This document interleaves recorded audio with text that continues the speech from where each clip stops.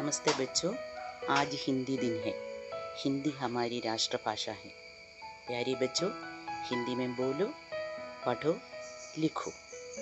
सबको मेरी हार्दिक शुभकामनाएं। धन्यवाद। सबको हिंदी दिवस की हार्दिक शुभकामनाएं। नमस्ते। हिंदी दिवस की सबको हार्दिक शुभकामनाएं।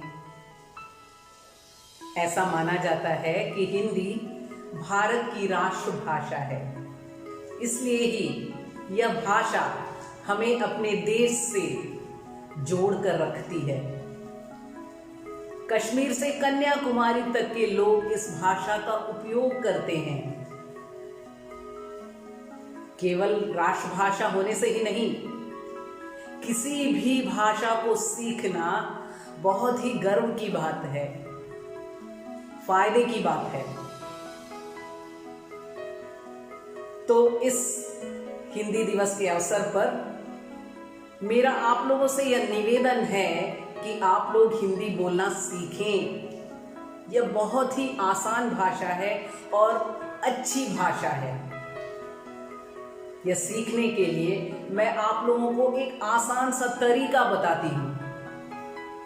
अगर आप उसका पालन करेंगे तो मैं दावे के साथ कहती हूं कि आप लोग हिंदी बोलना सीख जाएंगे।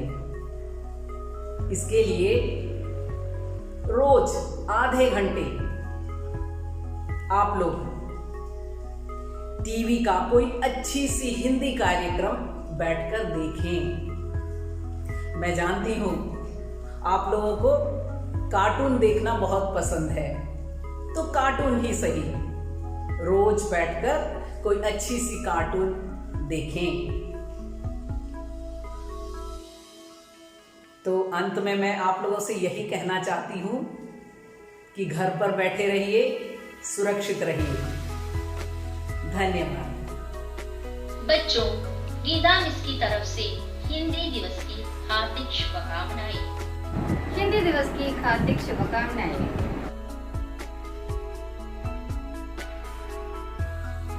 आज हिंदी दिवस है। बापू ने हिंदी को देश की एकता की भाषा कहा है, दिल की भाषा कहा है। हिंदी हमारे देश के माथे की बिंदी है। सबको मेरी हार्दिक शुभकामनाएं। हिंदी दिवस का इतिहास बहुत पुराना है। 29 मार्च 1918 में इंदौर में हुए साहित्य समिति के सम्मेलन में महात्मा गांधी ने हिंदी को जनमानस की भाषा कहा था। महात्मा गांधी चाहते थे कि हिंदी देश की राष्ट्रभाषा बने। आजादी के बाद हिंदी को राष्ट्रभाषा का दर्जा दिलाने के लिए आंदोलन हुए, जिसमें काका कालेलकर, मैथिली शरण गुप्त, हजारी प्रसाद द्विवेदी, सेठ गोविंद दास जैसे नामी लोग शामिल थे।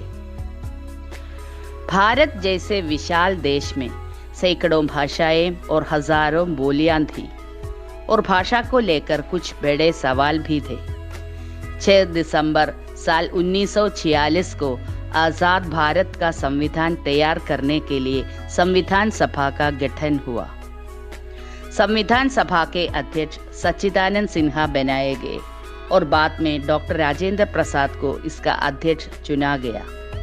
डॉक्टर भीमराव अंबेडकर संविधान सभा की ड्राफ्टिंग कमेटी के चेयरमैन थे। संविधान में विभिन्न नियम कानूनों के अलावा नए राष्ट्र की आधिकारिक भाषा का मुद्दा अहम था।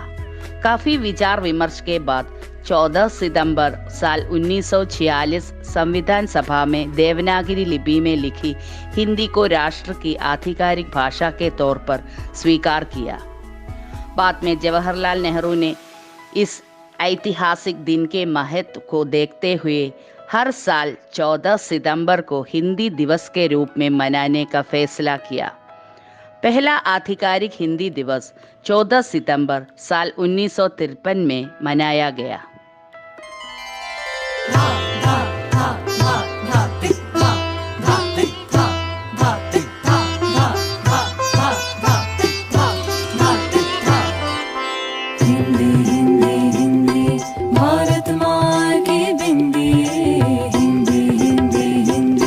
भारत